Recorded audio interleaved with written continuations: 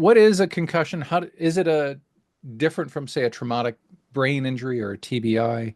What are the distinctions? What are the physiological distinctions between the two? Yeah, so concussion's an acute injury, which leads to symptoms of the brain not functioning properly. It can be Uh-huh. characterized by things like headache or seeing stars or feeling dizzy. The majority of concussions, if properly managed, will resolve within a month. Hmm. Anything that lasts longer than that, we refer to as persistent post-concussion syndrome, which happens in the minority of cases, and we're hoping is through our awareness and education work is happening less and less these days because we're Right. hoping that these brain injuries are being better managed. Although we know that we're definitely not still missing most of them, Hmm. which is one of the challenges for us is that the majority continue to be unrecognized, undiagnosed, and untreated. And one concussion on its own typically is ends up resolving on its own without further complication.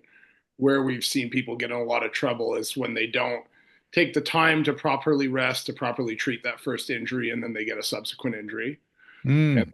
and that's where, a lot of these long-term symptoms from a concussion standpoint can present. Mm.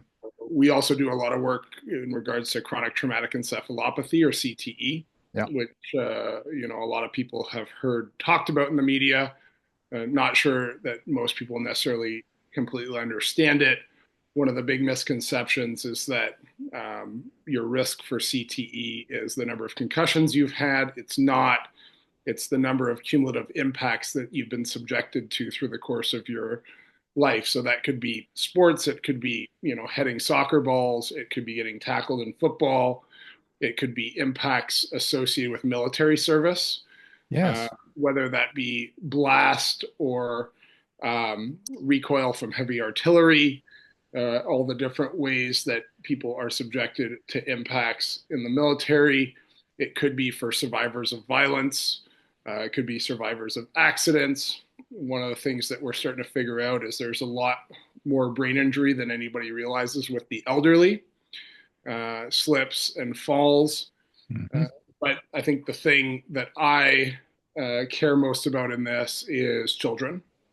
Mm. And one of the things that we need to make sure that we're doing is minimizing, if not eliminating, the impacts that kids are receiving, particularly up to the age of 12 when their brains are still developing.